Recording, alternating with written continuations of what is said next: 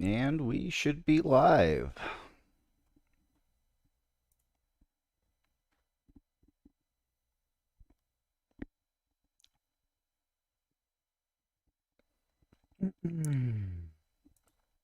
Yep, just was checking my audio. Ugh, got a little bit of the hiccups. Drank my water too fast. Okay, hey everyone. It's your buddy and pal, Karnik, Serenity Wargaming and Explanations. Gonna be doing a walkabout the talk about of Rapid Reinforcements 2, and also going to cover some upcoming events. Let's cover upcoming events first before diving into what likely will be quite a talk on Rapid Reinforcements 2. Hey folks, I don't even know how many people are even watching. Let me pull up my thing. Participants. Just Michael so far. I'm sure more people will join in or, watch as we go along. Yeah, I wanted to do it live for once because I don't really do like live interactions terribly too often. Usually I'm just like, I don't know, just don't do it. But I feel like I should do it more. I feel like people enjoy it when they have the chance to like interact with me and respond back as I'm talking and discussing. Hey, there's another one. Hello. I will not attempt to pronunciate names. As we all know, I am horrible at pronunciation of anybody's name anywhere ever. So I just like, hey buddy, just do that whole thing. Let's get into upcoming events. What events do we have coming up? As we know, Adepticon was back in March, end of March. That went great for those of you that attended, which we had 80 participants for the World Championship. And so, you know what? Let's actually go over some of that information. Why not? Let's go over some of that. Where did I? Oh, hold on. I need to drag that off. There's some information that I can't show for where I'm going to be looking. Proprietary, yada yada.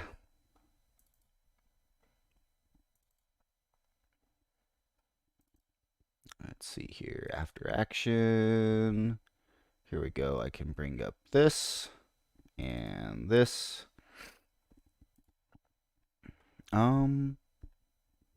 I can bring this up. I just can't show it. Here we go. Pull that out. And make sure I'm not showing anything else. Nope, that looks good. Okay. Let's talk some numbers.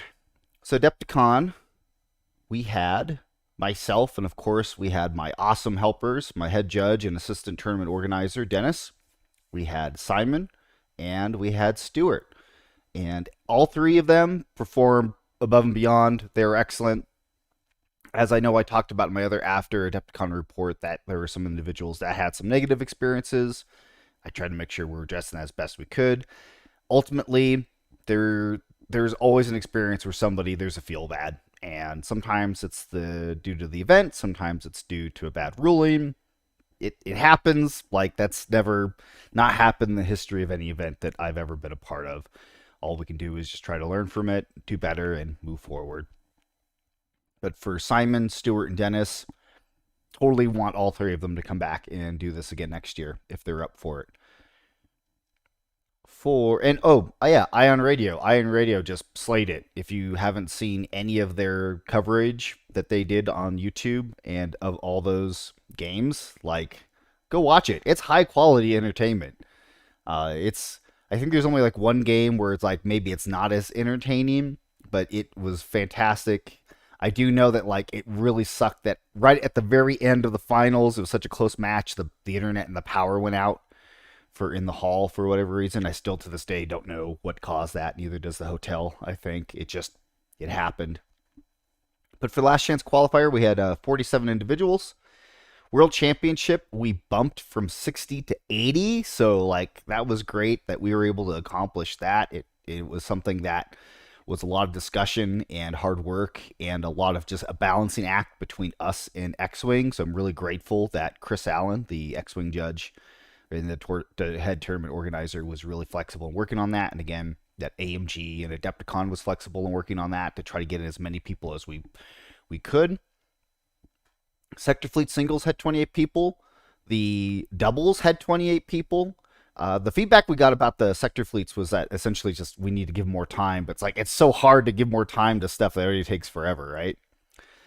Task Force battles had 8 players out of 14 attended. Sum of all things, we don't know, essentially what people actually showed up because a lot of people just bought tickets just to show up just to get the kit item, and then they didn't want to play the kit item, which is fine, you know. But we sold at least 55 of those. Yeah, let's get into some more breakdown here. Hey, you guy, that's right. Hey, everyone. So I have posted these links before, but for Last Chance Qualifier, we had 24 Empire, 11 Rebel, 8 Republic, 5 Separatists, which was let's see here, 2 Imperial, 1 Separatist, and 1 Republic were able to move forward, as well as Corey, who, even though he was 5th and technically didn't have an invite when we went to go launch the World Championship, he was on a standby along with a few other members just in case there was a few dropouts. We wanted to make sure we were maximizing space, but there was only the one. So Corey was able to get in. So we managed to get one of each faction from Last Chance Qualifier into Worlds, which I think that's a pretty healthy representation of, factions getting in. I don't know the fleet breakdowns for like what the lists all were, because if they wanted to submit a new list for Worlds, they could. Although I think everyone flew the same list. I think maybe Colin might have been the only one who switched it up. I don't remember. I honestly don't remember. But yeah, it was great to see again still so many people for Last Chance Qualifier were able to get in there, and then for Worlds itself, yeah, I think I did go through this breakdown, but again, it's just kind of nice just to touch on things to get into it, especially if I'm going to be talking about Rapid Reinforcements 2, because I feel like some of this reflection and Rapid Reinforcements 2, it's going to correlate a bit. Empire had 31 lists, Rebels had 27, Republic was 5, Separatist 17. Yeah, and I remember talking about this because Republic just blew me out of the water. The fact that there's only 5 Republic, yet 3 of them advanced to top 26, which that's crazy. So I don't know if it's the faction's too strong. Although now with Anakin running around in there, maybe, or just player skill, who knows? I've always said Gar, personal opinion, Gar was always one of the better factions. Personal opinion, again. And that's just because they have this really unique combination of aspects for their faction that as long as you can leverage all those aspects, you can wipe the floor with any other faction. And again, this was before Rapid Reinforcements 2, I had this opinion. But in order to leverage all those aspects, like, you had to be a very advanced skill level player. Like, the floor to reach maximum potential for Republic is extremely high. It is very high. And not everyone has the time or effort to put in energy to reach that skill floor when you could just play something like Empire with Onagers or Rebel. There's another way to get to a meta tier list without having to put in so much effort for it. And so but if you can leverage it, you can spin all those spinning plates that is Republic. You definitely could do very well with them. And now, of course, that's all totally different opinion now with Rapid Reinforcements 2. And of course, Anakin. Commander Anakin has thrown everything into disarray. So for next year, we're going to see a huge different faction breakup. I still feel like Empire is going to be overwhelmingly dominant because there's still no points adjustments for Onagers. So until that happens, continue to see lots of Onagers running around because there's no reason to not ever bring an Onager unless you're doing like a specific, like, for me, I still like running like the Quasar Fire and the ISD2 combo just because that's just something I still really enjoy. Although I have moved into my Ozzel as a Squadron Commander, which is, it just leverages the entire power of an ISD2 and you want to activate that potentially like in a first last, like how it used to be way back when everyone would run a million flotillas each. But yeah, for moving on to the day two, we had 10 Empire, 8 Rebel, 3 Republic, 5 Separatists, which again, that's still considering that Empire and Rebel is still the two factions most people play the most. It's got the most content for. I feel like overall, that's still like a really good reflection of balance of factions. What really surprised me though is when we went into the last day, there were no Separatists. They all got knocked out. And we had the one Republic, and again 4 Rebel and 3 Empire, of course, with an Empire list taking first and third, and that last game finale where everyone was just murdering each other. I mean, look how tight the tournament point spread is. It's still really tight, even down into like 5th place. So I'm just so happy that we finally got a round robin worlds, or not so much round robin, but a three round Swiss rather than what we always had before, which was the single elimination, which was just terrible, awful, no good. Nobody had a fun time. Nobody liked watching it. It was not very exciting. This was absolutely great to have the Swiss rounds. 10 live now. Oh yeah, we do. Again, hi everyone. If you're joining me for the first time ever, or if you've never have seen me, or if you do know me, I'm Karnak. And if you look behind me, I've been packing like crazy, still packing. I've got about more than 2/3 of everything packed. By and large, I'm mainly just waiting for my moving day for when I get the U-Haul trailer, and I can start chucking things in there. But I have like I don't know, like 15 totes.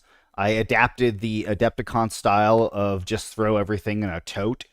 Because when I crunch the numbers, it's like, oh, I could buy cardboard boxes for $5 each that like they're only good for like a single move, right? Or I could spend, Home Depot was having a sale for like 10 or $11 each for these 27-gallon totes, and I'm all like, I have to move again within a year. My plan is when I move down to Vegas, I want to springboard into eventually buying a house. Like I don't want to just stay in an apartment or condo.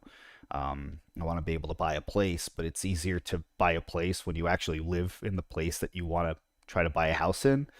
So yeah, so it's like if I know I'm gonna have to move again and pack everything up, I want like reusables, and then also too, like just having the ability to store your stuff and keep it secure keeps bugs and other issues and things out of there. Because in Central Oregon, we really don't have to deal with pests all that often, like ants. Sometimes, like as long as you're not a slob, like ants, our ants don't want to come inside our houses because they just don't have any reason to do that unless you just leave garbage everywhere where it wants to draw them in. I've never had any issue with ants or pests. Of course, I mean you've got spiders, right? Everyone's got spiders, but yeah, never had to deal with pests. But I know for Vegas, different story. Even though it's still a desert, you still have to be mindful of like cockroaches and ants and other things. So it's just like, yeah, would rather have the totes and the containers to keep everything sealed up nice and tight. Anyway, how did I even get off on that? I don't know. Talking about moving. Uh, but yeah, I'm excited. I leave next week. When I hook the trailer up, throw everything in the trailer, it's going to hook up to my vehicle, drive down, unpack. I actually just got done today doing a bunch of utility hookups and calling and getting that all figured out. Excited for it. I'm excited for the move. I'm happy. Not so much to leave Oregon because I love Oregon. If you've never been to Oregon, it's beautiful. It's amazing. It's the perfect temperature almost all the time. Even when it's hot, it's not that hot. Like 90 degrees. Oh no. Like you can still like be outside and do stuff, which is different compared to like 90 degrees in Las Vegas and it's all that concrete and you're outside and you just want to die.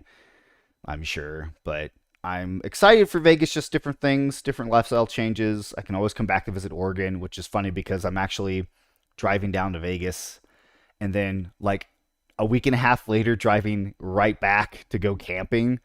It's so much driving because it's like 14 hours driving each way. It's just so much driving. I don't look forward to it, but maybe I'll just skip going camping. But that I wouldn't want to do that. There's some friends. I'm going camping with a group of friends that we haven't gone camping together in like 4 years. So it's like I really want to go on the camping trip.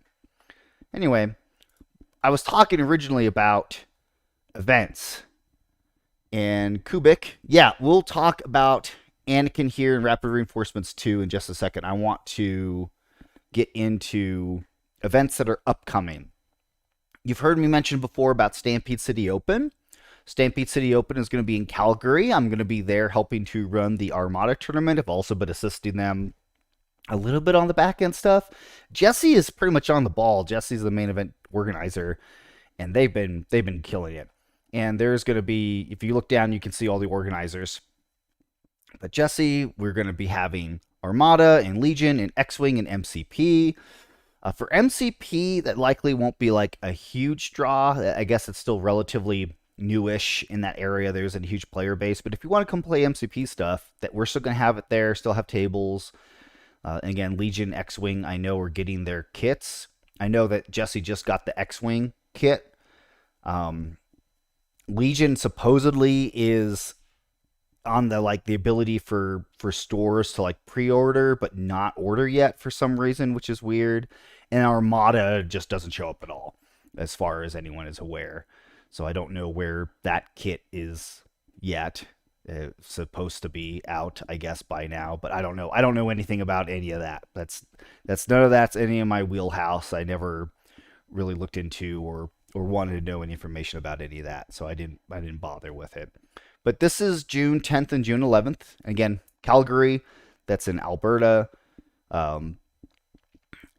If you've never been to Canada, or have the ability to go to Canada, I'm excited for going, because after we're done with the event, I'm actually going to go check out some dinosaurs and some museums and stuff. I'm really excited for it, because when I went to Montreal for the St. Laurent Open, which if anyone who's listened to my birthday story about that knows that was a great time, and I'm making plans of wanting to go back. I'm in some initial discussions about that, so hopefully I can go back again, because I loved it. But Calgary, I'm also excited for. I'm excited to be doing Armada events still.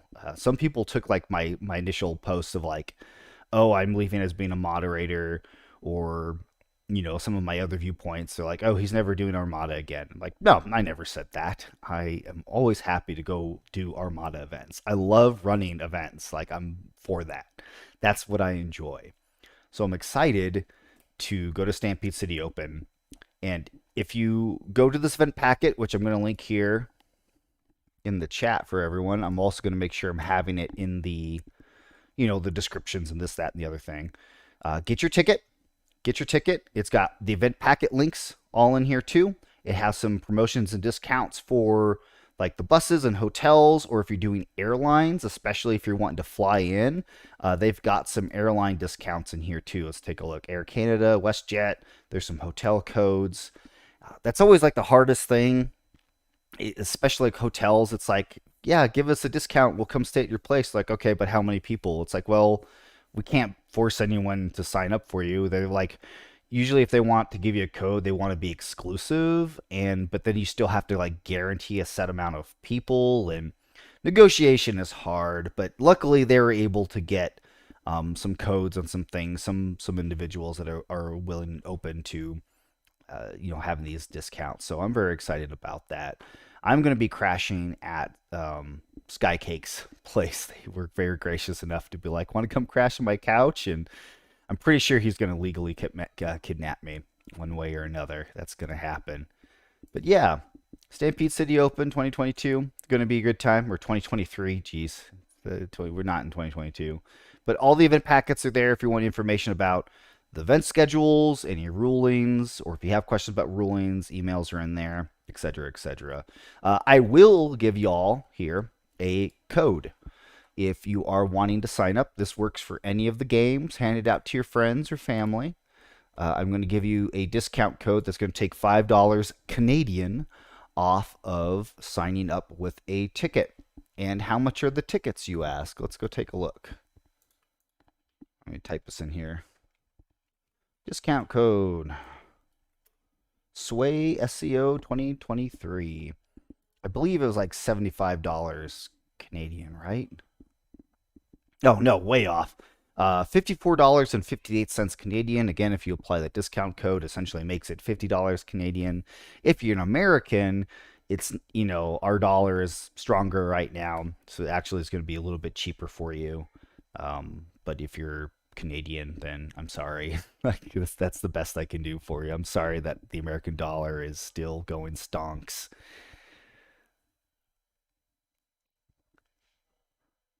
Full color towards Toronto.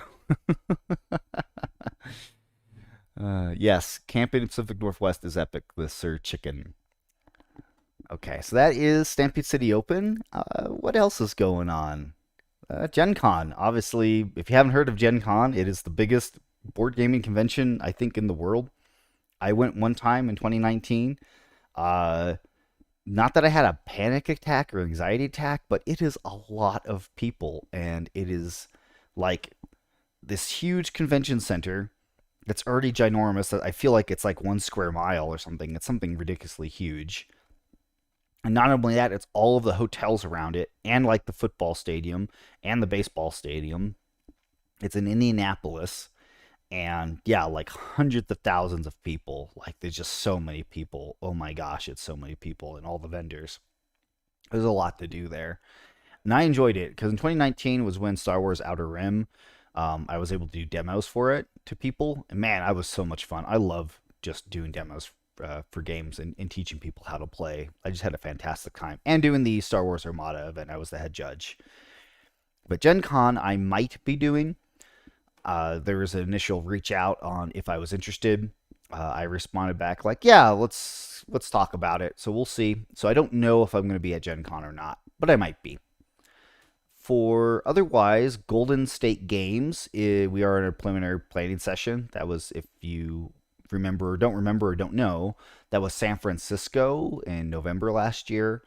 That was at the fairgrounds. That was the first year for Golden State Games. We are in our pre-planning session of nailing down exactly what dates we're wanting to do again. Probably the fallish again. That seems like a really good time that there's not like a huge competition of conventions for compared to like mid to late summer. But we are got approval from Atomic Mass Games. We're working on like specifically what all that entails, but we're working with them. But we have to find a venue and nail down dates and everything before we can move forward on that.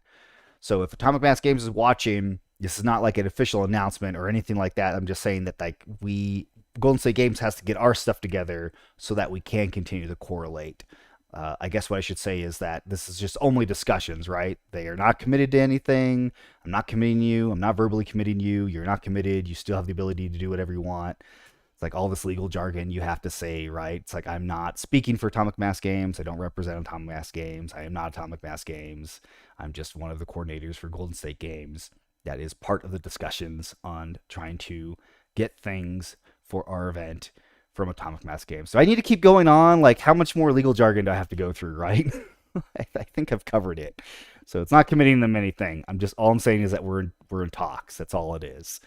So when it's official, you'll see it officially announced by Atomic Mass Games. So don't believe anything until you see it said by them. There we go. That should cover it. I feel like that should cover it. Okay. As for other events, of course, there's Nova Open, which is Labor Day. There's always the Frontline Gaming events if you enjoy going to those. We don't need to be looking at that yet. Yeah, I think that's all the events. I can't really think of anything else out of my head. I'm sure there's more out there, but if you know, you know.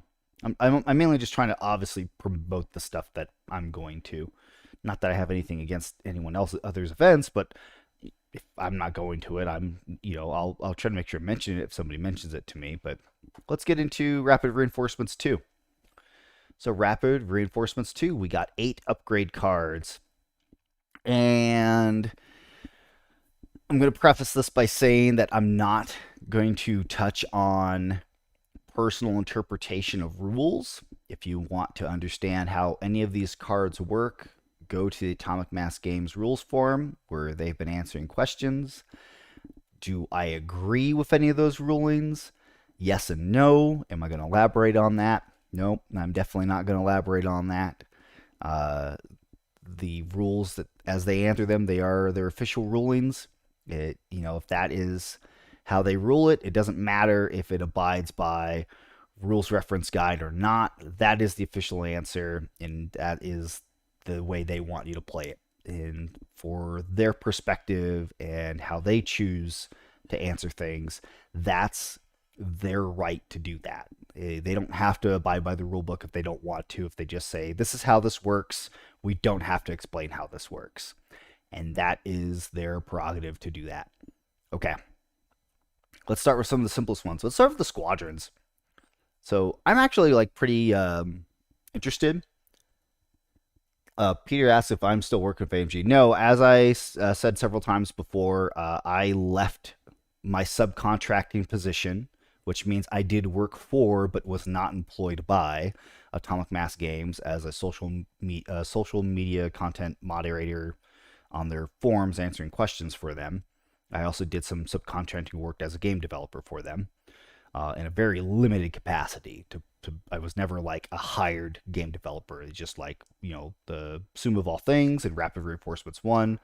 Obviously answering some questions on the rules forum, keeping tabs on that. But no, I put my resignation notice in like middle of December. And I said, hey, I'll stick on until the end of March after Adepticon. That way you're not in any pressure having somebody step out right away. You had enough time to get somebody in place if that's what you want. I gave them plenty of advance notice, and they were appreciative of that. And then so after Adepticon, essentially, March 31st was my last day, and I ended my subcontracting position with them. And on my own prerogative, I'm the one who submitted my resignation. They didn't ask for me to do that. That's something that I felt like I needed to do for my own reasons. Yeah, no worries, Peter. Not in this video. I mentioned it like 2 or 3 other times in some other videos. But yeah, let's get into squadrons. Let's talk about Volt Scarus. Volt Scarus is in a TIE Interceptor squadron. If you don't know how you can tell that, if you look at the bottom left-hand corner of the card, you'll see the TIE Interceptor icon there. Opposite corner is the point cost, 18 points. They are a scatter evade ace, which is definitely very interesting. They have speed 5, 3-hole. They do have double blue, double black anti-squadron armament, which is, if anyone who's ever watching my videos, like, I will always scream that double blue, double black is like the best anti-squadron combo for dice you can have, period. And then they have 1 blue die for anti-ship armament. So it makes Volt a harder hitter for attacking squadrons, especially generics. Again, to preface that, is that more blue dice is better against like scatter aces, right? Higher chance of accuracy, better chance of actually sticking damage into a scatter ace.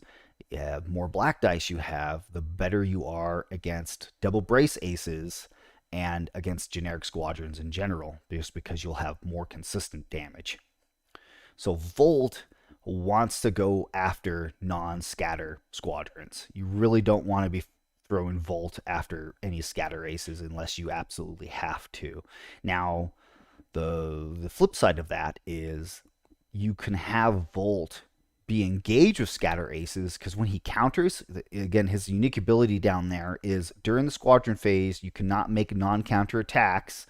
So essentially, is if in the squadron phase, if they are engaged with someone, you go to activate them, they can't attack. They can move, if they are able to move, if they're not engaged.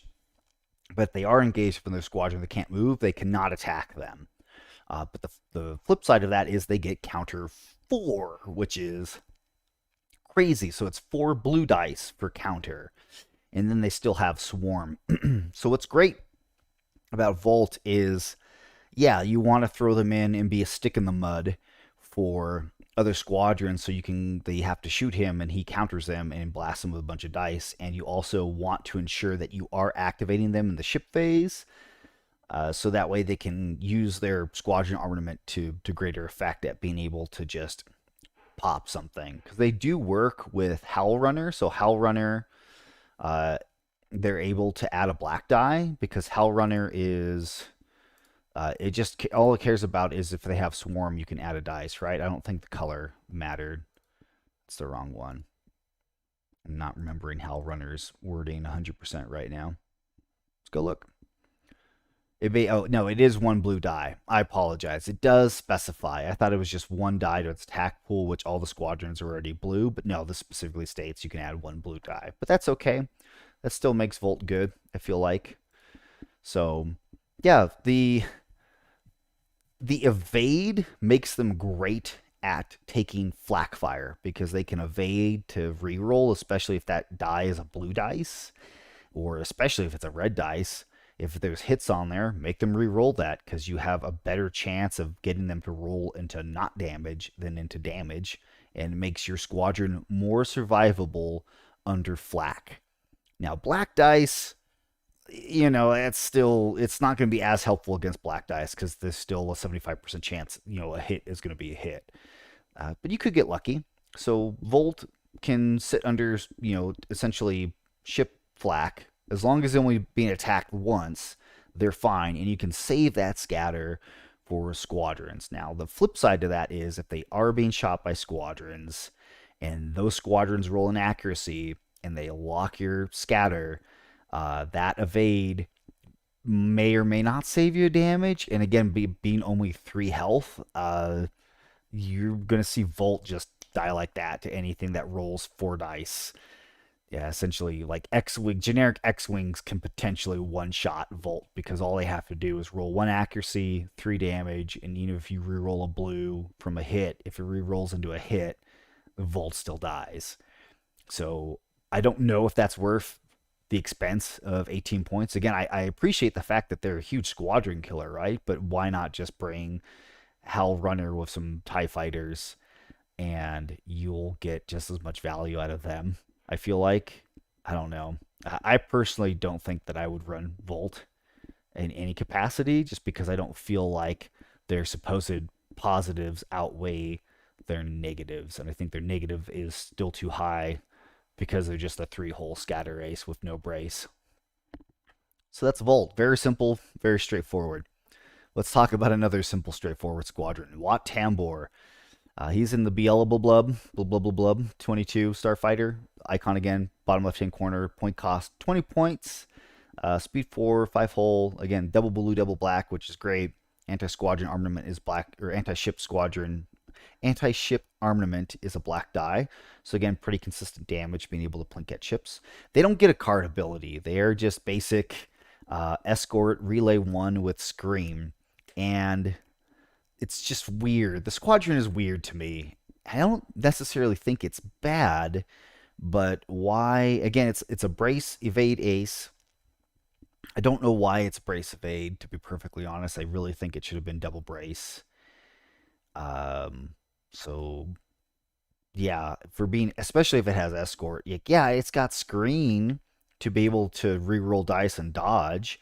But again, if you're still just taking a bunch of damage, if they have an accuracy, they're just going to accuracy your brace, and that 5 health doesn't matter anymore because it's just going to get sucked away if you can't re-roll damage into not damage, and that just comes down to RNG. So, I mean, you do have the ability to potentially use screen and then use evade, so it's a double re-roll. But again, you can re-roll into damage, re-roll into damage, and then you still take damage, and then you're going to die. So, again, I'm not certain if I would ever take Wat myself just because of that reason. And for CIS squadrons, who are you going to escort? Who is even worth escorting? I don't even know who you would even want to escort. Like, yeah, it's a haha silly mechanic of like I won't, I can escort and then get all these bonus rerolls, essentially up to 3 die rerolls if you're engaged with 3 other squadrons. But who do you want to escort? Maybe Affleck frack prototypes. That's about the only thing I can think of. That's really the only squadron. Or, DFS 311, maybe. It's okay, so maybe there's 2 squadrons you want to escort. But again, they both are scatter brace aces, and like I feel like they're more survivable than Wat is. But hey, you've got him. Wat is there if you ever feel like you want to spend 20 points to escort another squadron. I guess theoretically you could have them escort even General Grievous if you want to try to keep the screen alive. Because that is one thing.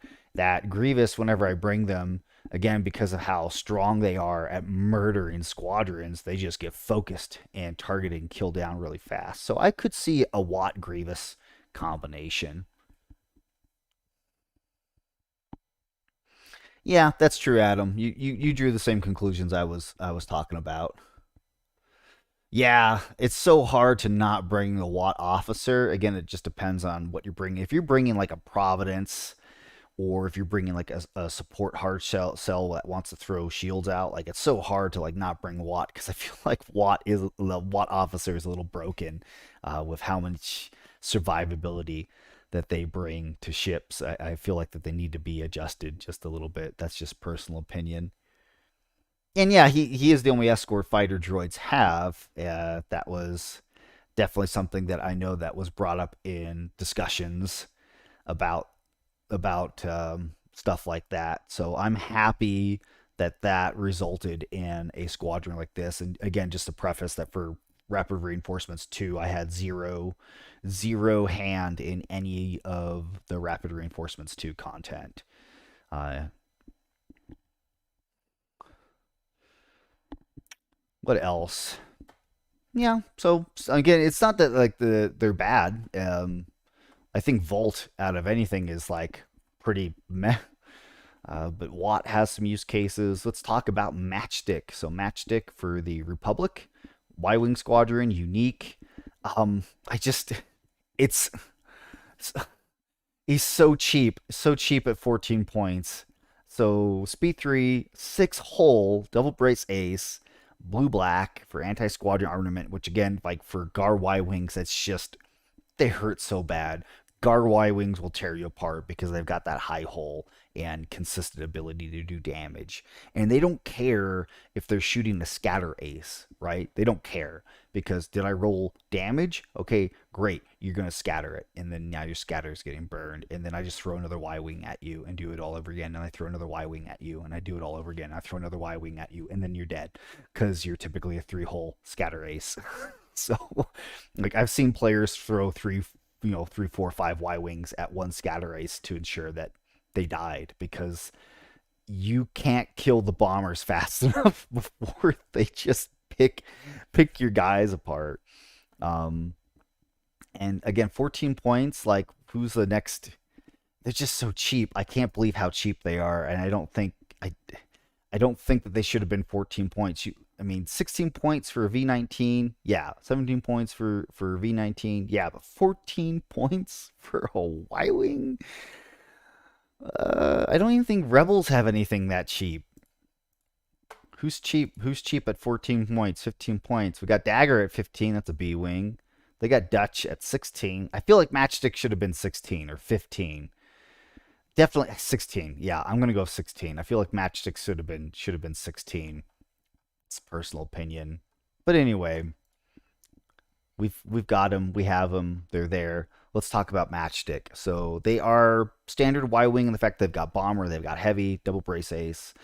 This is their card ability. While you're in unengaged, friendly squadrons with bomber at distance 1 gain rogue. Now I know there's a few questions that have been answered. We're going to touch on some of those, and this is something that when I first read the card, I'm like, yeah, that's what likely is what makes the most sense, and that is essentially how AMG did make rulings on. I wish Watt's ability was to do some healing on friendly squadrons.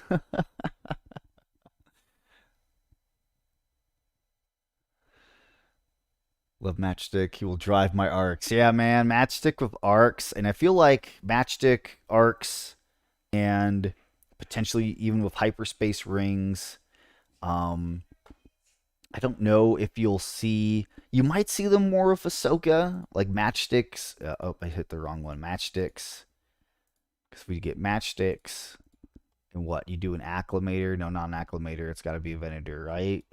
We'll say Venator with Tranquility or Triumphant. You might actually see use case for Triumphant in here now.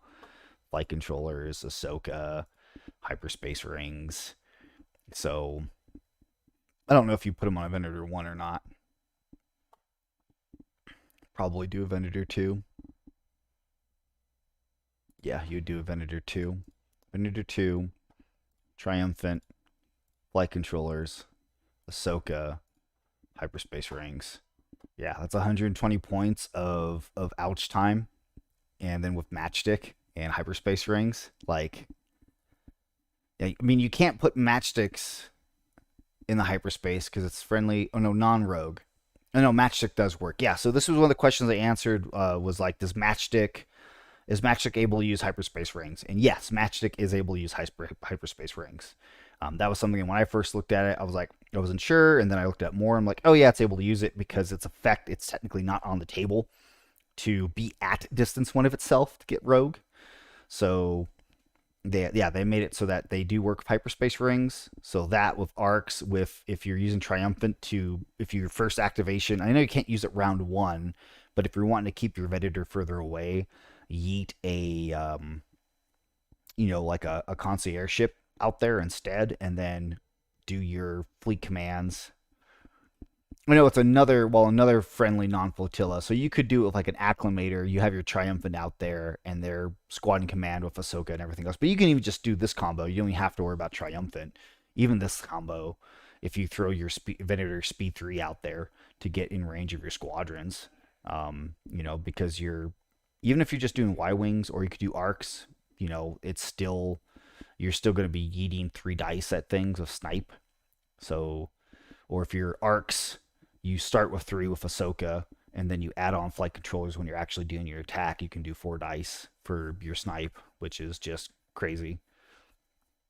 So yeah, I feel like you're going to see some more interesting shenanigans with hyperspace rings that we weren't before, because before hyperspace rings, it just didn't really jive with they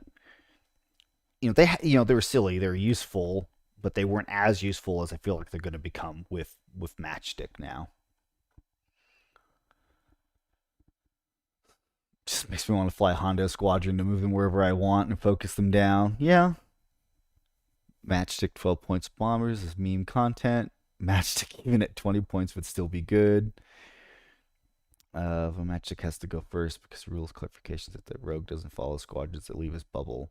Yeah, that was something when I was looking at too. It's like, okay, it's going to follow the standard bubble thing of like, once things are out of the bubble, they no longer have rogue, right? It's got to be in the bubble. So what that means is our squads in the bubble, they can move and attack in the squadron phase. Did they move and get into the bubble during the move? Well, now they have rogue, and now they can also attack. They can attack and then move out of the bubble. But what they cannot do, this does not work. They can't move out of the bubble and then attack, because then they've lost rogue. They're no longer rogue when they leave the bubble. So they can't move out of it and also have an attack. You can do any other way, which again, be in the bubble or at distance 1, move and attack. You can fly into the bubble and attack. But you can't move out of the bubble and attack. So, and that makes sense to me. That seems also like a bit balanced, or some balance there, I feel like. Essentially all it is you got to be really careful. If you're wanting to have all your bombers with rogue, what's going to suck is like you can't move matchstick first, because then he left all of his squadrons behind that no longer can. Well, I mean, if they still are unactivated, so you can move matchstick first to hit something, activate a squadron, move them into the bubble, then they can attack. But you have to be careful, because again, with matchstick, it's while you're unengaged. Friendly squadrons of bomber have rogue, so you have to make sure matchstick is never engaged with any enemy squadrons. So you'll want to ensure that you're either keeping them far enough away from enemy squadrons, or you're keeping them hidden on like an obstacle, or you're using like a ship base to break line of sight. One thing that matchstick doesn't work with is what's the Imperial ship?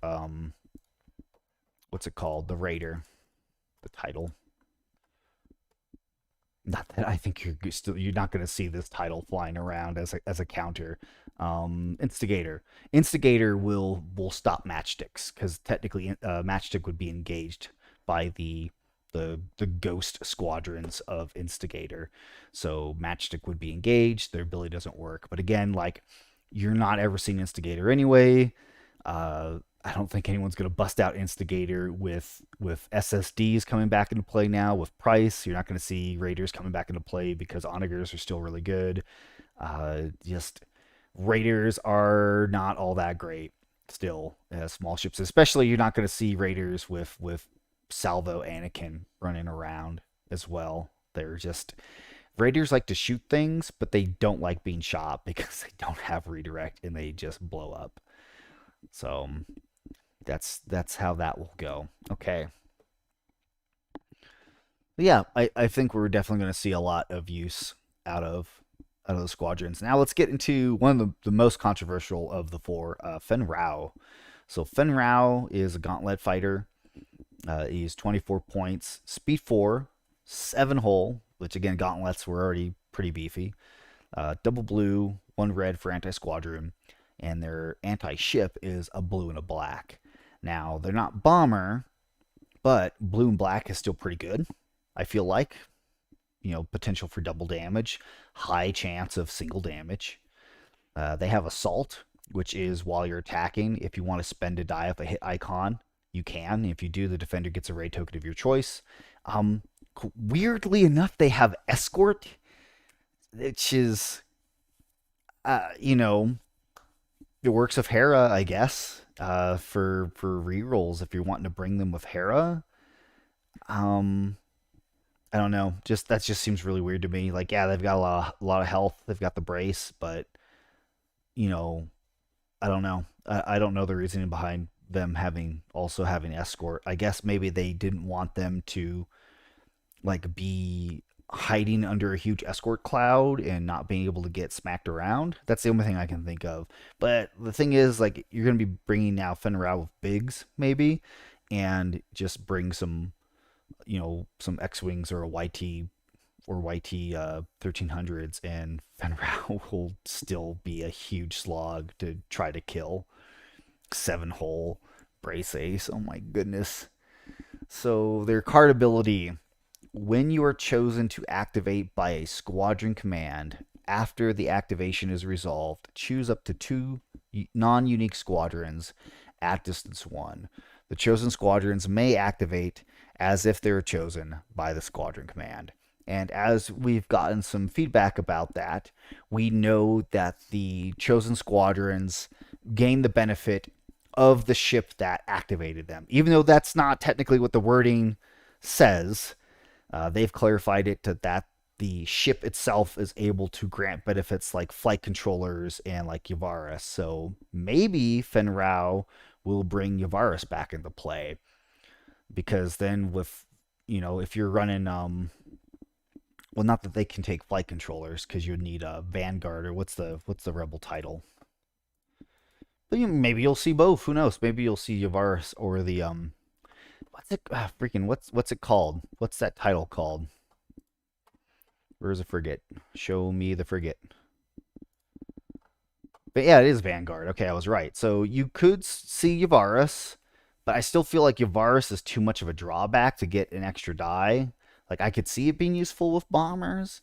I feel like you're going to see more use from Vanguard and flight controllers than you are from Yavaris. So there's an argument to be made there to do Vanguard flight controllers with Fenrir more so than Yavaris with Fenrir. But there's a case for both, right? I feel like both can still be applicable. It's just you got to be really careful of the Yavaris drawback. They can't move. So you'd have to you could even just do the combination of what flight commander, fighter coordination teams, and then you can move them. Or no, excuse me, they can't move at all. So no, you can't even fighter coordination teams with Yavaris. That's right. I totally forgot. Yeah, you can't even do that. You can have other stuff like other ships, fighter coordination, and push them in, and then do Yavaris, I guess. I don't know. I feel like you're going to see more use out of Vanguard because it doesn't have the Yavaris restriction, and you throw fighter coordination teams on them, or flight commander and flight controllers, all the flighty guys in one ship. So I feel like that would be more beneficial. Obviously, not on the support. You would want to do it on the what's its bucket, the escort, because it's got the squadron too. So pros and cons of everything. I'm sure people are going to fiddle with that until they find something that they like.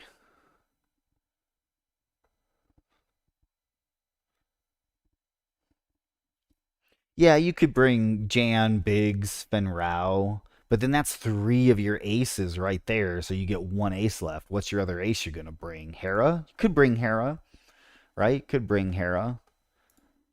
What's the point cost on that? Hera. Um,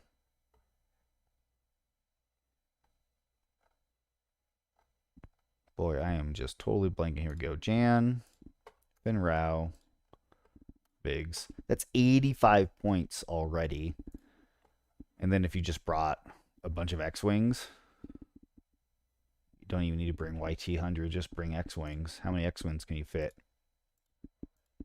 Oh, you can't bring 4 and 4. So just slightly too many points. But you could bring, what, 2 X-Wings and 2 A-Wings? Yeah, there you go.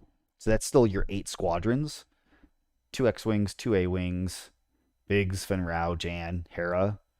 Yeah, because Hera will still give benefit to Biggs and to your X-Wings and the Fen Rao.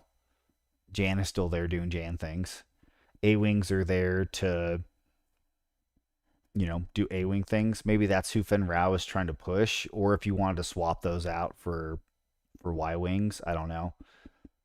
Or if you just want to not bring Hera at all, don't bring the X-Wings. Don't even worry about bringing Biggs. I'm sure there's other combinations of squadron balls that are like just as good that you can bring.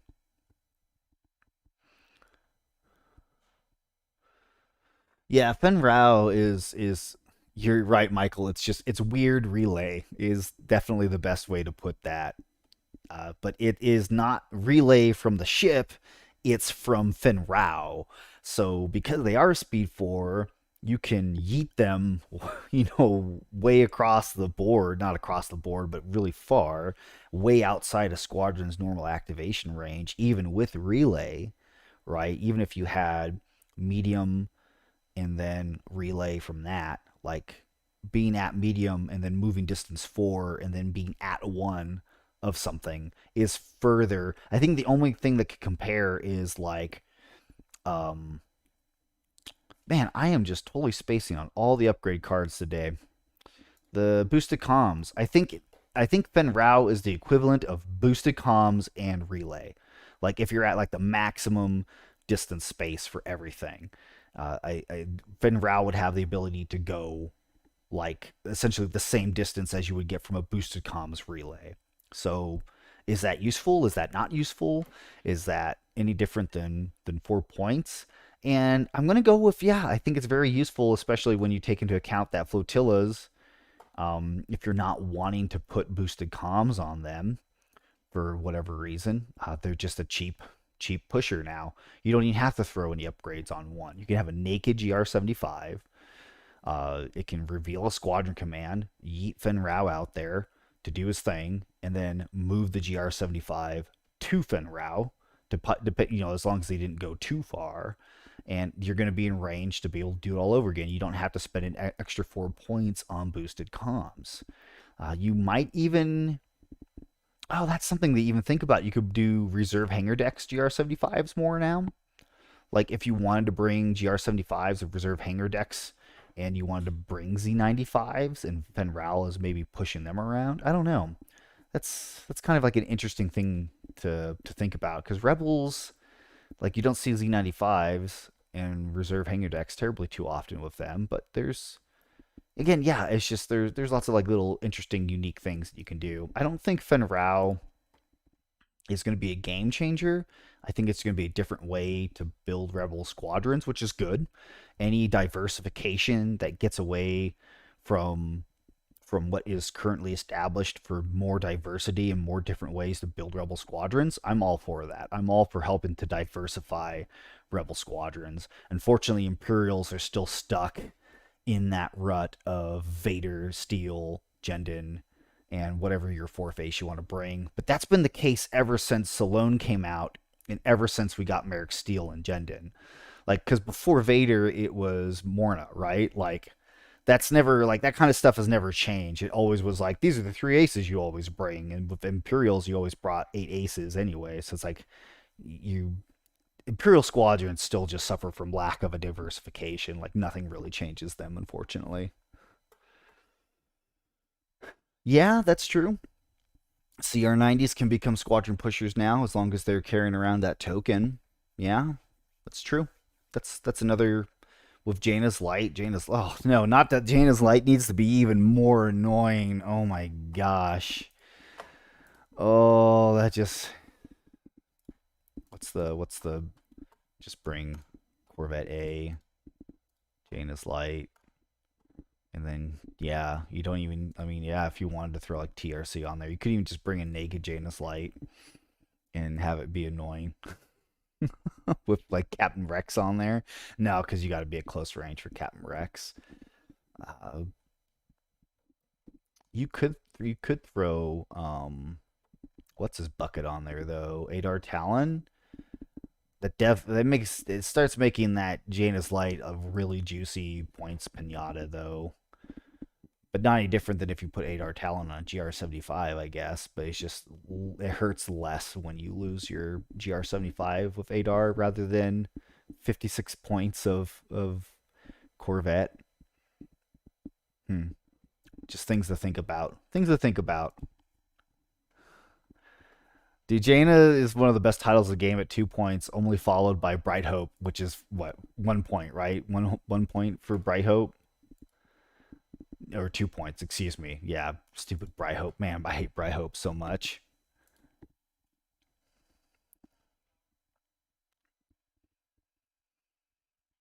Could push 6 squadrons. Oh yeah, if you're building a GR75 with expanded hangar bays,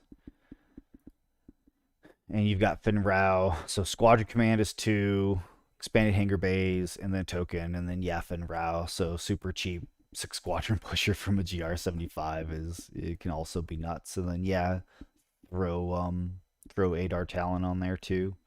Why not? Or if you wanted it to be more of a support GR75, throw Wedge Antilles on there. You'd have to feed it a lot of tokens though. Um, but there's something to be said about Wedge Antilles. In like, I think Wedge Antilles is a good card. Cloak is good. It gets your squadrons out from engagement.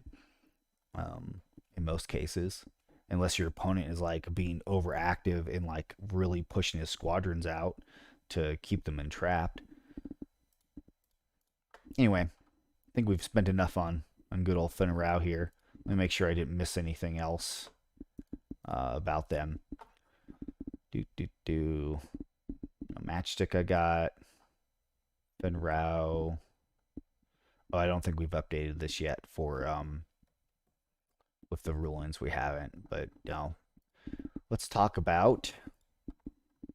Let's go from order of least busted to most busted. Let's talk about Ventress. So Ventress is an officer for the Separatists, 4 points.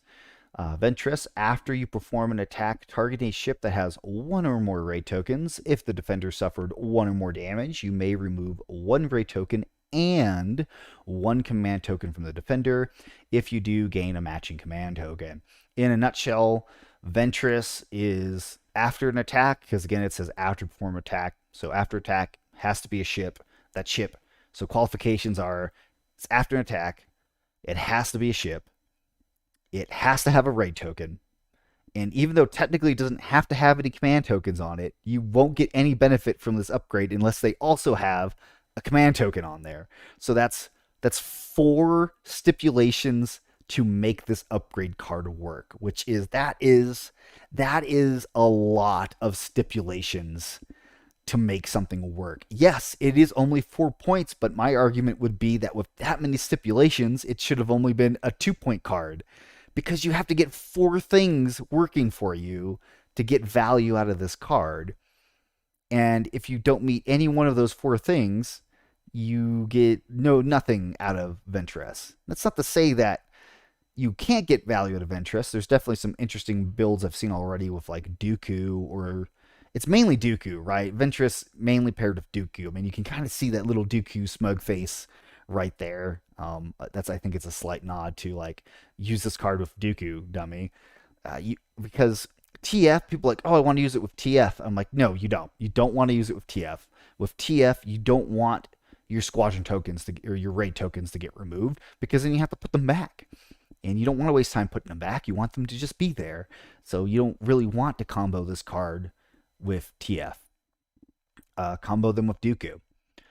And you could potentially bring other commanders and like B2s, throwing raid tokens out there, and then you're using Ventress to like try to steal tokens. Again, it's just a lot of stipulations in that you have to put a raid token on there, and they have to have a command token, and then you have to shoot them. And oh yeah, they have to have suffered damage. Excuse me, there's 5 stipulations. It has to be after an attack. It has to be on a ship. It has to be if that ship suffered 1 or more damage. It has to be raid token on there and a command token. So there's 5 stipulations. 5 stipulations, excuse me.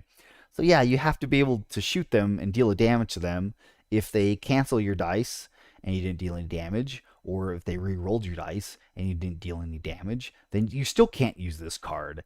And gosh, that's just so many negatives just to make one slight positive work, which is, there is no stipulation on what type of raid token you have to remove. So you could remove like a squadron token, and then you remove like their concentrate fire token or their squadron token or their repair token. And then if you do that, you gain the matching command token. That was clarified on the forums, that you gain the command token that you remove. I know that there's some people who are debating on if you choose the command token or the squadron token. I personally didn't agree with those, but again, I could see like why there's a gray area there. But all the other cards in the game that have to do with command tokens always was like gain a matching command token. So I could see like where that language is correlating. But glad to see that we've got an official answer for that, in that you get the you can essentially steal their command token from them and you get their command token. But for 4 points, why not, and hear me out, why not just bring munitions resupply or parts resupply? Or hear me out, why not just bring CommsNet, which has none of those stipulations other than just making sure your ships are in range? Or, hear me out, bring, what's his name? Hondo and Natka. Yeah, you've got to give your opponent tokens, but at least you get the tokens that you want. And again, there's none of these 5 stipulations on there that you have to try to contend with to get that card to work. I'll never use that card. I'll never use Ventress. I think that card is not very good. And that's, to be fair, not every single upgrade card has to be good, right? Is it unique? Yeah. Is it interesting? Yeah, I would say it's definitely an interesting card. Is it any good? No, not any good at all. Are people still going to play with it? Absolutely, they're still going to play with it because people like Rube Goldberg mechanics where they have to tinker and like make these bad things work, right? We've seen that all throughout Armada's history. Like, why not HTT or ICBs or Overload Pulse or and name any other like bad cards that you never see on the table, right?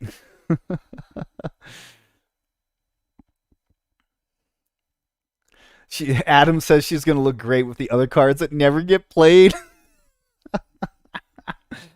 Oh, so true. I'm glad we're on the same page with that. And yeah, the B2s. Yeah, it's like I can see where people can rube Goldberg Ventress to work, right? Like, I'm not discounting where you can make Ventress work. I'm discounting the fact that you have to go through so many hoops to make it work. At which point, what are you doing to get a card that's only 4 points to work, right? Like, maybe Ventress should have even been 0 points, and maybe then I would take Ventress if it was 0 points. Make it a 0 point upgrade card, and then maybe I'll take it. You might see more use then because of all the other stipulations to make them work. Okay, we're getting up there. We're getting up there for for stuff. Let's talk about Governor Pryce. This one was spoiled for us. Governor Pryce, officer for the Imperials. So it's new Pryce because we had old Pryce, which was the activation shenaniganery that never was all that fun. I'm excited for new Pryce. I feel like new Pryce is a bit strong and needed a bit more fine tuning.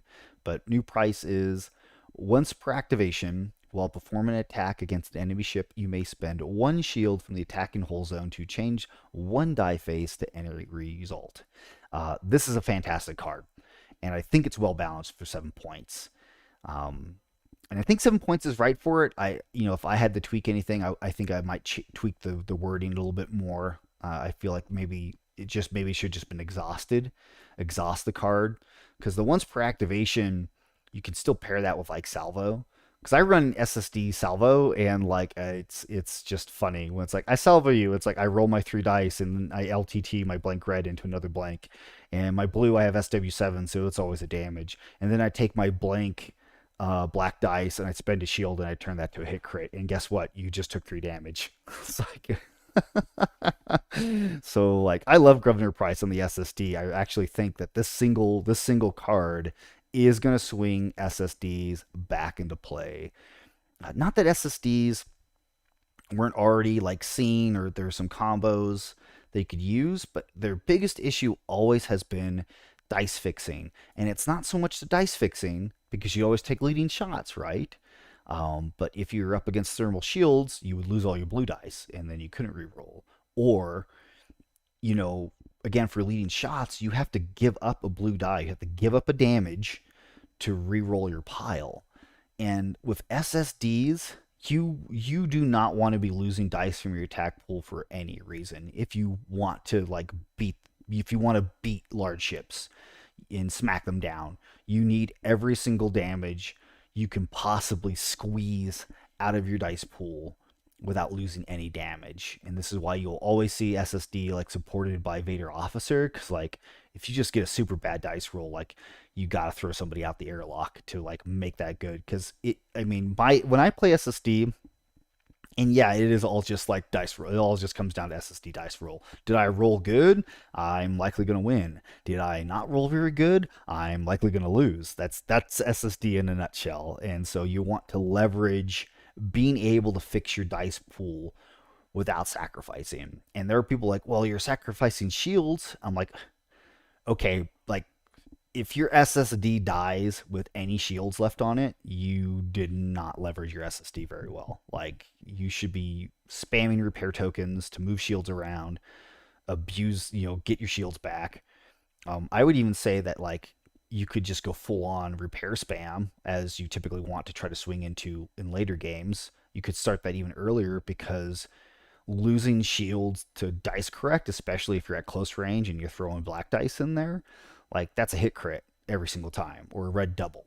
Or if you've got your blue critical effect, that's your blue critical effect. And that's more useful than Ravager, doing a concentrate fire dial.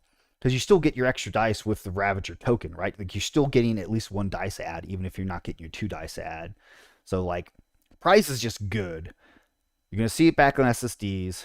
But again, we all know the elephant in the room, right? It's onagers. It's freaking onagers, and you're gonna see Pryce on onagers. It actually makes a very strong argument to bring onagers, the destroyer versions. Like there already was some use cases with bringing the Star Destroyer variant, because of the turbo laser slot, and it's like haha funny, but why not just test bed because it's cheaper? But I can actually see a reason to bring Pryce on a destroyer version, because you can get quad battery turrets. Where's the quad battery turrets on here? Boop, boop, boop, boop, boop. There we go. Quad battery. Now you can't bring your super weapon, right? You can't bring a super weapon with quad battery. But as like a secondary onager, like if this isn't your main onager, because if you are wanting to run like dual onagers, Still bring your test bed with all the fancy stuff. But if you want something that can just go around crushing small ships all day long, that's going to be the Onager Star Destroyer with Pryce and quad turbo laser cannons. Like that is just going to be absolutely crushing on smalls. Or even if you are wanting to go after other large ships, just being able to lock out their defense tokens because you just can get the double accuracies going. So again, like it's not that you're not going to see that at all. I still think a version you're still going to see the most of is test bed with Pryce, and you're going to see them with red beam or maybe even blue beam. Who knows? Maybe people get silly with it. I know some people were saying that they want to run Pryce with Gunnery Chief Vermilion. Uh Pros and cons of that. I still don't think necessarily that you need to bring GCV if you're bringing Pryce. There's yeah, pros and cons, pros and cons. You just have to be careful with onagers. Like onagers do not like liberties. They don't like being shot at. And if you start taking off all your front shields, which is its strongest point, if you start stripping those shields off with no way to put those back on, you're going to leave yourself open to whenever anything does get to your onager and throws 8 dice at it, you're just going to watch your onager just blow up in an activation or two. Yeah, that was always the thing with Sunder. It was like you never could guarantee those criticals to make Sunder work. Well, now you can. So yeah, I agree with you. I think you're going to see Red Beam with Sunder, because now you can definitely get those black dice um, to do what you want. So yeah, you might see Sunder more. So interesting things.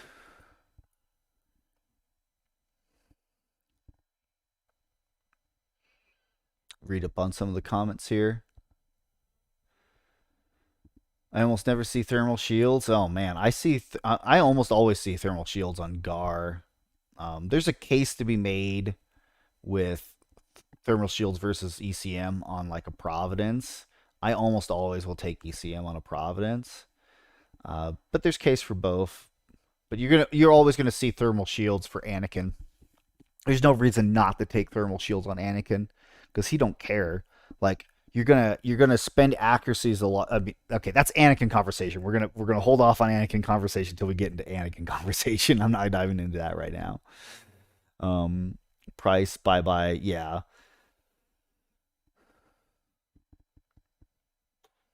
yeah, they can thermal away the blacks. You're right. But if you are rocking GVN, um, I guess that's the use case is that you can rock GVN and throw a black dice as a guarantee whenever you have to go shoot at somebody with thermal shields, right? Just bring your gunnery chief and then you can throw black dice in there and then still get Sunder to take off thermal shields. That's the insurance right there. That's how you do it. Okay. Or yeah, you would want to make sure that the onager's like first shot is against something that's not what you want to go after, so you can bank that black dice, right? If you're not second player, if you're first player, you have to start with that red. So you just shoot something else, bank the black dice, and then go after whatever you want to shoot at, because then you'll get your black dice to pull the thermal shields off. So that's Pryce. Are you going to see them? Personal thing is I would have loved to have seen Pryce be for small and medium ships only, and I feel like that would have been pretty balanced. Personal opinion, because large ships don't need the help with dice fixing. With the large dice pools do not need the help with dice fixing. Small ships for the Empire do. Like it would be great to see Pryce on an Archidans.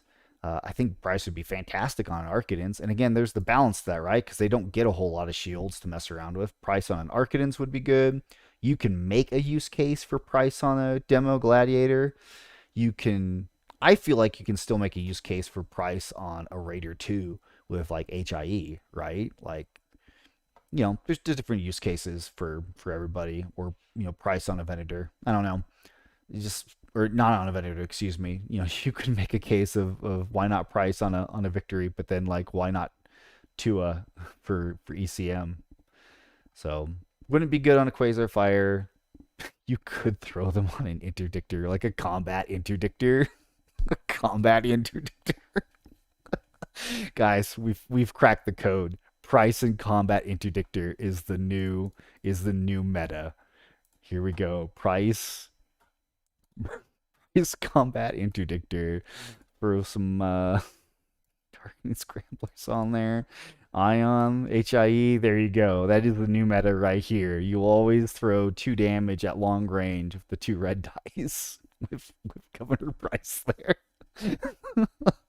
I feel so silly even saying that. But like, yeah, if you're it's an interdictor, right? So it's like, oh, every other turn, make sure I'm throwing out a repair command or a repair token, and I'm just fixing myself. That would be funny if this is what turns that around. I want somebody please build a combat interdictor fleet, and it has to be with Pryce, and it has to be with Constantine, right? That's the lore accurate. I feel so silly just even thinking about it. I might just build a jank fleet with a interdictor combat with Pryce now, just because that just sounds like that would just be Philly jank fun time. Okay, let's get into Draven for the Rebels. General Draven. So 28 points, cheap commander. Who's cheaper than Draven? Who's cheaper than Draven at 28 points?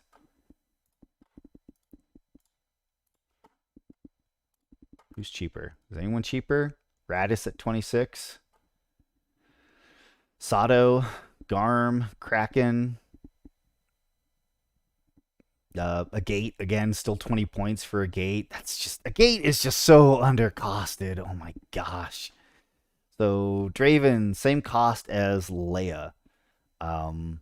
Sure, that seems fine. Yeah, for what they can do. Let's read their card ability. So the blue bar here is they can get 2 command dials. So it's choose command dials for this card after deploying fleets. So they get 2 command dials.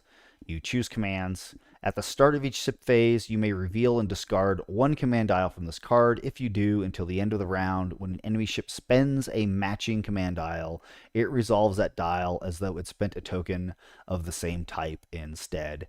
And I won't go into every single ruling that they've made. I just want to touch on the one, which is you can still spend a dial. You just treat that dial as a token effect instead. So you still count it as spending, like for example, if you were to spend dial and token to get a dial and token effect, if the dial you spent matches what Draven is showing, you treat the dial as a token effect instead.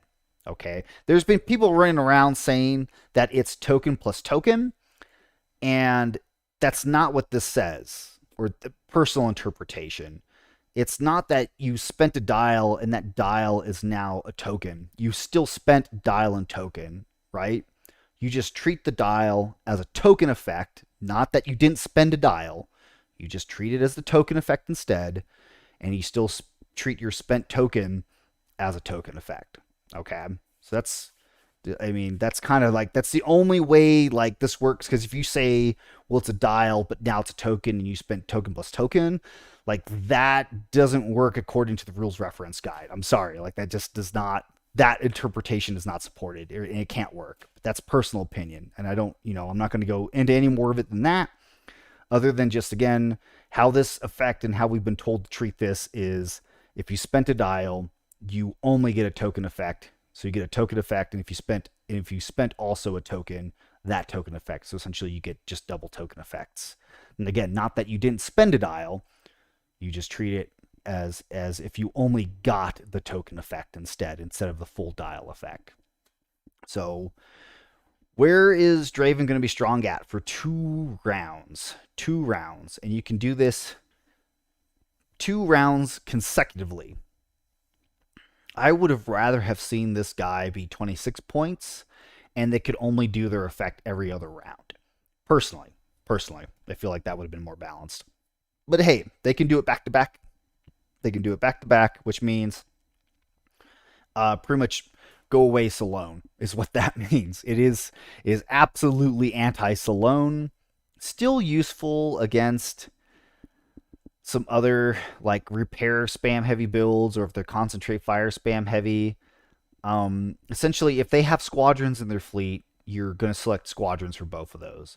If it's a ship only fleet, um, you could make an argument for doing like if it's like uh so that's the thing. Like Draven doesn't work against Jerjerrod. Jerjerrod doesn't care if you go after his navigation commands, but maybe they might care if you go after the concentrate fire repair. But then that comes down to like a 50-50 guess. Like, do you guess right that they're doing a concentrate fire that time, or you guess right that they're doing a repair?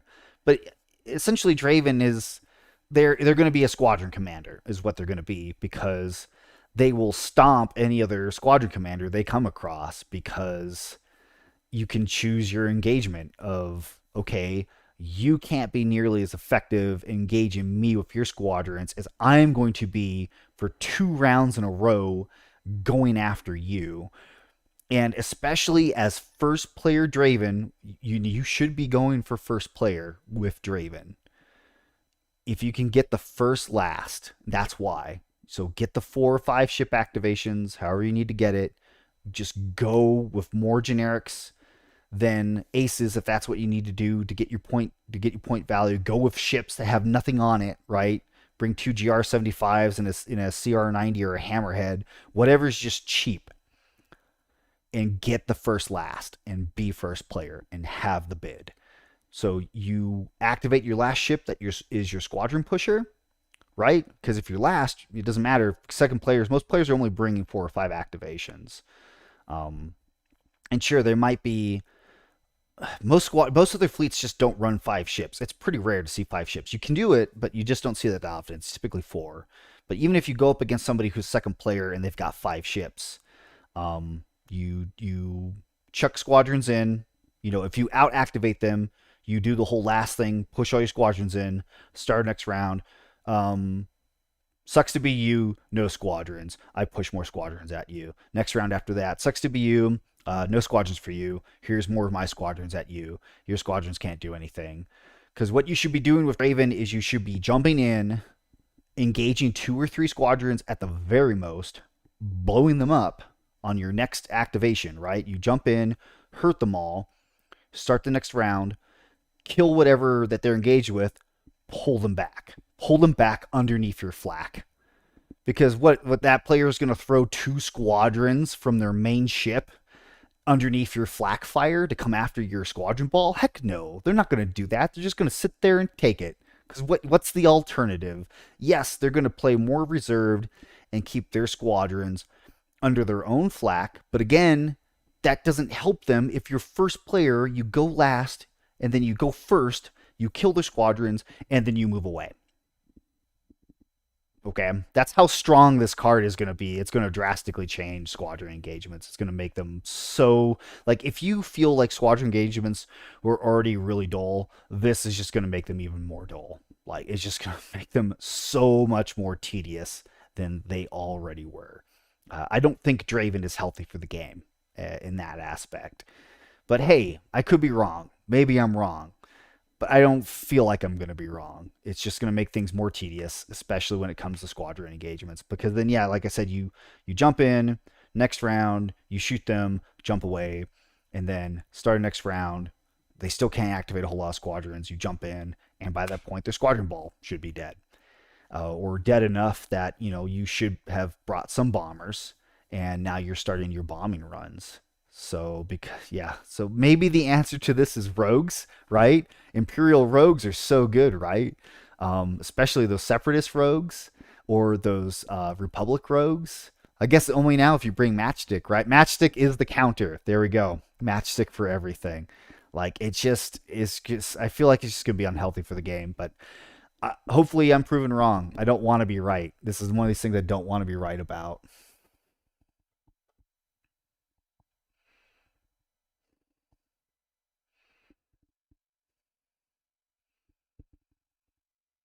Doesn't block effects. No, you never want to block effects. And if anything ever totally blocked in like a command effect to where somebody couldn't do something, that is total negative game play experience. Like that is not a good play experience.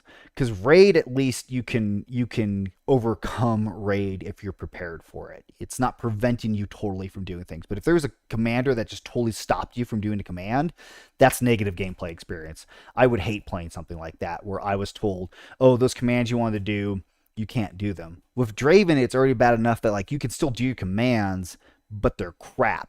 They are crap for you right now, but you still at least get some effect. If it was a total block, that would completely turn players away from the game. It would be total negative play experience. But that's Draven. That's Draven. Let's get into what everyone agrees is the most broken in Armada. And as soon as I read the card, I'm like, this is broken. Anakin Skywalker, 29 points for the Republic. I feel like he's got two effects, right? First effect, first paragraph is while a friendly ship performs a salvo attack, it may add 1 dice to its attack pool of any color already in its attack pool. I feel like that by itself, as a commander ability for like 25 or 26 points, would have been amazing. Would have been amazing just with that. Because it's already been proven that like 3 dice salvos are just ouch town already. And getting the ability to do 4 dice in a salvo attack is just, man, smalls just get murdered just from that already. And you know what?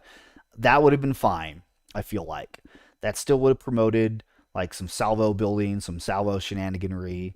But now this is where it goes completely off the rails to where it rules wise this doesn't work. They can say that this is how they works all day long, but rules wise, RNG doesn't support this at all. Like nothing makes this work other than they just say, don't worry about what the rulebook says. It just works. And if that's how you want to play a game, great. That just sounds like homebrew to me, where somebody says, don't worry about if the rules allow for it. I just say it works. So you should just play it that way. That's just total homebrew logic. So I'm going to get a little uppity about that, coming as someone who very much cares about how rule books are worded and following the rule books, right? But that's okay. But this second paragraph ability, once per activation, after a friendly ship performs an attack that targets an enemy ship, that friendly ship may spend 1 salvo defense token. If it does, it may perform a salvo attack targeting the same enemy ships. This card should have been an exhaust. Okay, if they want it to have it where it's already adding more dice to a salvo attack, and they already want it to it's going to grant you 3 attacks against the ship, because if you are smart, you know how to double arc, right? 1 attack, 2 attack, salvo attack. And then, so I get 3 attacks, and then if you attack me, okay, then I salvo you back, and then I can salvo you back again. And it's just, it's 3 dice extra and for an attack, and it's more dice, and it's extra dice, and it's more extra attacks, and it just murders everything. That's not balanced. This is not game balance. The game is not balanced for something to shoot 5, 6 times with no repercussions other than, sure, you're spending your salvo defense tokens, but it doesn't matter if you're dead. If you're dead and you can't shoot me back, it doesn't matter if my salvo defense tokens are gone, because you're dead. It should have been an exhaustibility. If it was an exhaustibility, I would have been more okay with it. But it's not an exhaustibility. And that's just what makes it so broken. So broken. Yeah, I feel like because there's no counterbalance to this card. It's just pure awesome. Why wouldn't you not ever bring anyone else? Why not just bring Anakin and just blow up your opponents by just shooting them?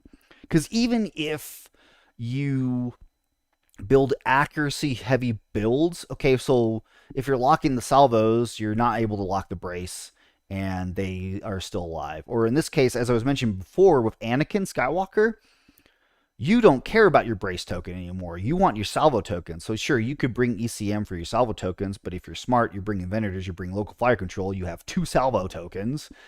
And yeah, you can bring ECM just in case somehow they roll 3 accuracies to lock your brace and your salvo tokens.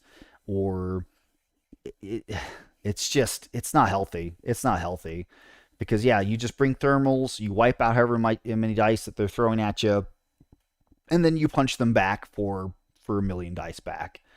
Um, like if you're my personal opinion is if you bring Anakin Skywalker, you should be bringing thermals over ECM. I can see arguments about why you may still want ECM, but honestly, bring thermals because you don't want to compete against like ECM against like, oh, I need to save damage or not save damage. Just take that out of the equation, bring local fire control. You get 2 salvo tokens, which means they have to roll double accuracy. And it's not that they can't roll double accuracy or get double accuracy, but then that also still means, guess what? Less damage. Because if you thermals and you half out their dice pool, and now they're having to spend accuracies to accuracy your salvo defense tokens, it just means that if you don't accuracy their salvo defense tokens, they will spend a salvo to salvo you. And then after the attack is when they can spend another one to salvo you again. That's just yeah. Salone actually I feel like is a counter to Anakin because just spend all the salvo defense tokens. Like don't even worry about brace, right? Don't even worry about brace. Go after salvo defense tokens with the spending ability, and then you can be Anakin because then he's got nothing after that. Because Anakin, to get the full use, you want to bring ships. They're going to bring a squadron screen. You're not going to see squadron heavy Anakin. So I actually feel like Salone is a counter to Anakin in that regard. And Salone doesn't bring bombers anyway. Matchstick, I mean, yeah, you can bring arcs, but they're heavy. I mean, they're slow. Arcs are slow. I downed an ISD Demolisher Arcadins by round 3 of 2 Vendors and Matchsticks. Overload Pulse him, add flat guns, and of course dice at long range. Yep.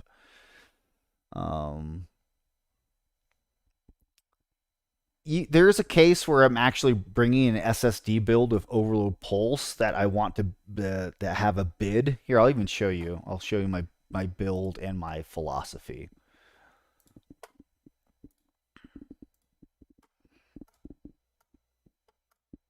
So I bring Assault with Deirdre, Nita, Pryce, Palp, Local Fire Control, Quad Laser Turrets, SW7s, Overload Pulse, Quad Turbo Laser Cannons, Link Turbo Laser Towers, Ravager, and 1 Gazanti with Vader and Comsnet and 4 Squadrons, which actually gives me... I like this. I like SSD 1 Gazanti better than SSD 2 Gazantis, to be perfectly honest with you guys, just because that little bit of a fighter screen is just... It's 1 extra deployment, and it is just a sweet spot. But anyway, yeah, with this build, because typically I bring HIE, right? Because HIE is fantastic. And with SSDs, they almost always want to go second.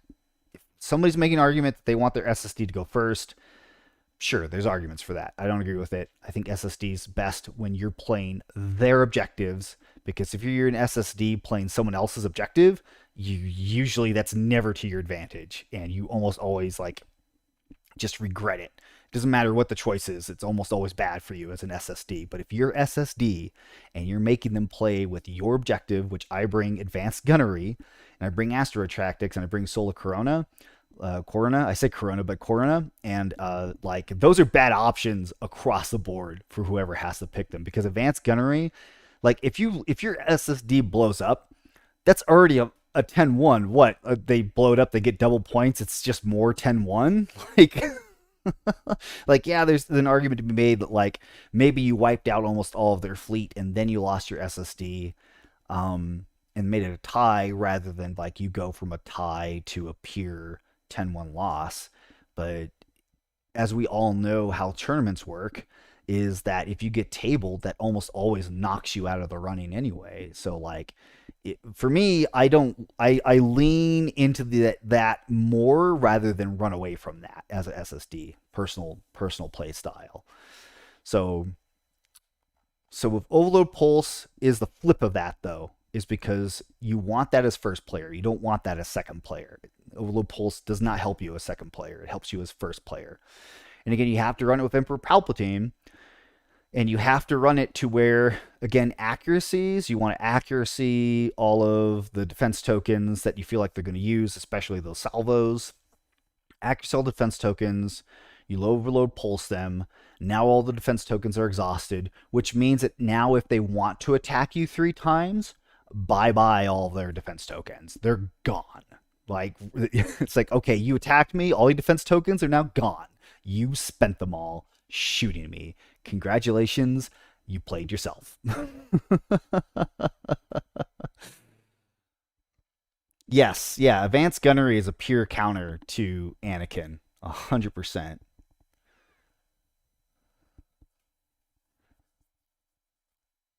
Rock, paper, scissors. Yep.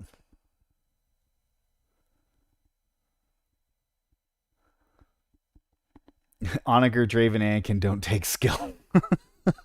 I, you're not wrong. I mean, everything still takes a little bit of skill. But yeah, this is my SSD build that I plan to start training on, and I actually want to be playing and taking to tournaments and playing with it. I'm excited for it. I always have loved SSD. I just enjoy playing it because I just like how fast games go. It's like, okay, I put my one ship down, and then I make my 3 attacks, and then I'm done. And then I don't have to worry about anything else or make any other decisions. It's just, especially with this build, it's just your opponent antagonizing over whether to shoot you or not shoot you, and it's just so hilarious to watch those wheels work when it's like, wait, if I shoot you, I lose a defense token, but I need a defense token. I don't want to get rid of these other defense tokens because I need those ones, but I need this one, which means I don't want to shoot you. But no, wait, I need to shoot you if I want to kill you, but if I shoot you, just like they get trapped in this logic loop, and it's funny. It's just funny to watch them like work through all the angles to where some players will talk themselves out of attacking you, and it's like, okay, you didn't shoot me with your ships. Like, that's the only way you win this game is if you shoot me back. Like, by choosing not to shoot me, it means I'm winning. uh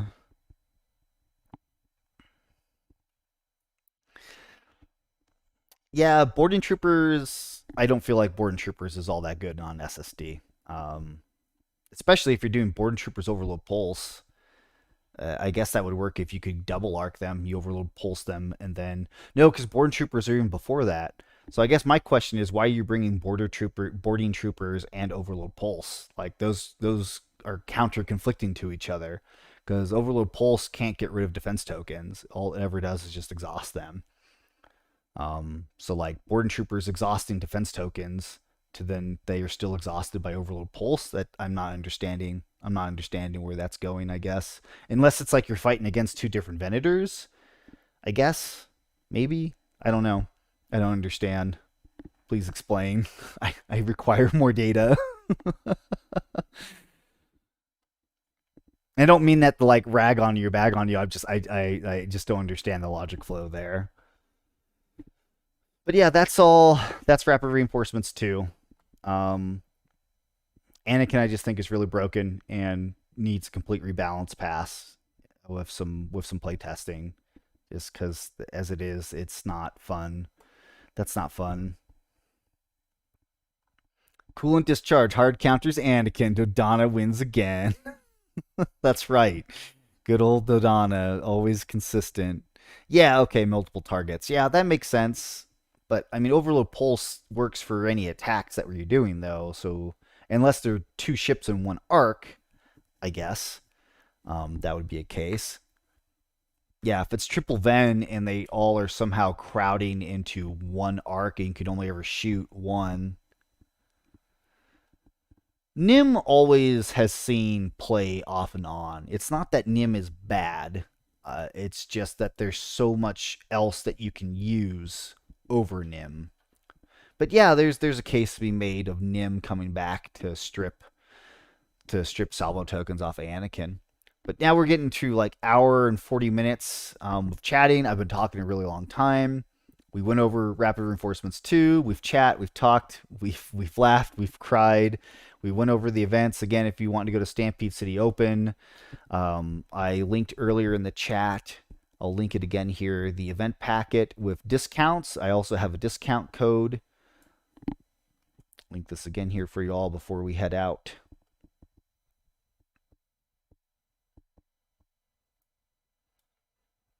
That's a discount code.